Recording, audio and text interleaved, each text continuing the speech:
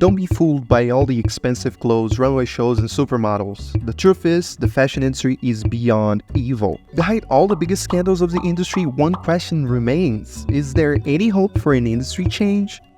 Take a look at this handbag. See anything different in it? How much do you think it costs? $1,000, $3,000, $10,000? Not even close. This Birkin handbag worn by Kim Kardashian to a soccer game costs over $300,000. After all, what is so special about these bags anyway? It's not just a bag. It has diamonds, it's made with crocodile skin, and it costs more than a house, but also it's just a handbag. Headlines like these make people automatically assume the fashion industry consists of shallow people showing off their money. Yes. But that's not entirely true. Don't get me wrong, the fashion industry has a long way to go to be a better industry for society, but it's one of the most innovative and crucial industries we have. Don't believe me? Just take the modern bra, for example. If it wasn't for Mary Phelps Jacob creating one from handkerchiefs and some ribbon, plus the fashion industry going out of their way to make the modern bra popular, women would still be wearing those corsets. Can you imagine that? The point is, society doesn't consider fashion as important as other industries, like tech, because like in art, fashion is open to personal taste. Clothing, jewelry, and other pieces are designed in creative ways to break with anything you imagine. And to be honest, what is wrong with self-expression in a world so focused with fitting in?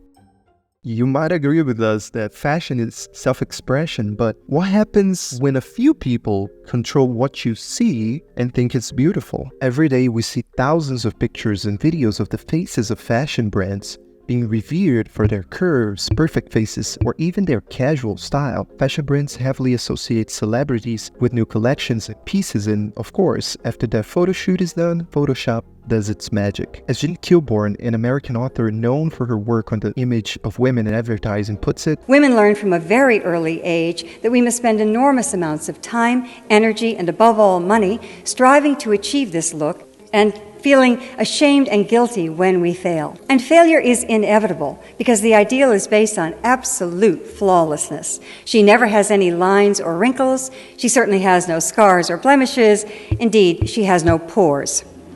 all this advertising with perfect models leaves many women and men wondering, do I need to change my body to fit society? We all heard beauty hurts, but does it have to? The way the fashion industry has imposed unrealistic body standards on society makes us sick. People feel pressured to change their bodies, even to the point of going on strict diets, surgery, and developing harmful self-esteem and mental health issues. You don't have to go deep to find many women who have gone through a world of pain just to fit these body standards. This issue is not recent, but finally we're seeing change in the right direction. New brands and designers don't have to be like the old big brands in the industry have been. They can change and make something better and less toxic and imposing. Nowadays, we're seeing diverse models and runways and brand campaigns throughout the industry. We're not there yet, but thanks to these brands, beauty doesn't have to hurt so much anymore.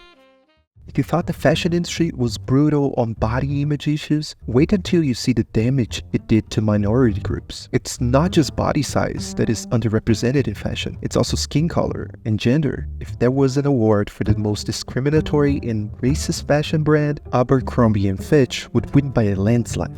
The brand, known to not allow un-American displays of style, sold outright racist graphic t-shirts discriminating against Asian people, and even their CEO, Mike Jeffries, said, "Are we exclusionary? Absolutely." After all of this, the brand was sued by former and prospective employees, claiming that the company refused to hire them or fire them on the basis of their race. And guess what? Abercrombie & Fitch settled a $40 million class action suit without admitting any wrongdoing. But come on, racist and discriminatory brands like Abercrombie are not a recent trend in the fashion industry. If you take a look at fashion adverts for the last 100 years, you might even think humans are just white. But we're way more diverse than that. It's no wonder so many brands are concerned with diversity. It hurts their pockets when customers are pissed at them. I'm pissed! The backlash the fashion industry receives is deserved, and sometimes it does seem that big brands like Louis Vuitton are heading in the right direction, going for Virgil Abloh as their menswear designer or Pharrell Williams after his passing, but some consider this just an attempt of the industry to save face rather than making proper representation. To be honest, minority groups just want to feel connected to the brands they admire. They want to feel seen and represented. Nowadays we can reach anyone, so building brands without thinking of the diverse people who will support you doesn't work anymore. Although slow, we're seeing change in the right direction, but we must not forget that representation doesn't come from having X amount of white, Asian, Black, and Latino on your cast, but also comes from giving people who could never rise in the industry an opportunity to be part of the creative team behind these products. Diversity doesn't kill your brand's creativity, people, and that's why brands like Hara, Gallery LA, The Social Outfit, Reformation, and Pashko are thriving. They show what the fashion industry has failed to see for themselves all these years. And yeah, even with so much power at their hands to change things, the fashion industry seems only focused on selling, preferably fast and cheap. But what happens when those clothes don't sell? They donate, recycle? Nope. They throw it away, preferably in a third world country in the middle of a desert, very far away from the people who won't buy it.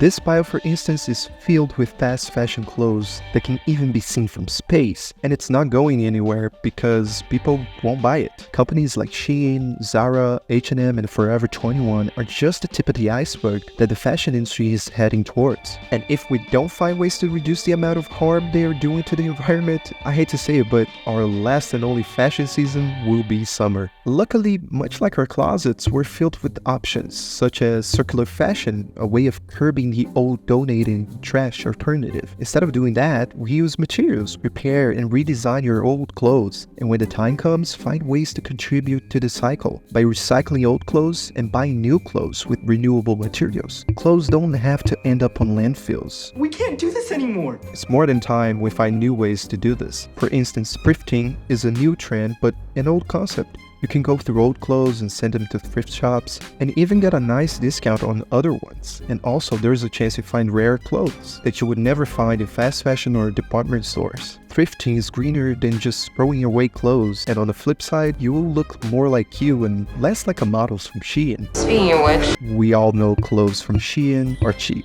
but have you ever wondered why? Some people suggest it has to do with the chemicals they use in their clothes. Here's one of the many reasons you should not shop at Shein. Some customers even say they can flare up allergies and give you rashes, but the real reason is far more evil than that. Toxic fumes, 18-hour shifts, and next to nothing salaries. Hidden from the social media halls, deep inside China, Shein exploits workers. That cute $15 dress has to come from somewhere. it ain't pretty. When news broke about this, Shein even hired influencers to go on a tour of their factory and of course, lie in camera. And that's not just Shein. Bigger, more expensive brands use Sweatshops. Can you imagine putting the Prada logo on a bag that's going to cost years of your work? Although there are a lot of people that don't care, some of us do care that sweatshops are being used in fashion. Who would like to know that their bag was made by someone who couldn't even afford food for the week? And that's what a study showed. Customers are even willing to pay 15% more when they know a product did not come from a sweatshop. And if you thought giving good wages to workers would skyrocket the price of luxury brands, think again. These brands could even double sweatshop workers' salaries. And at the end of the day, that Prada bag would only cost 1.8% more. What?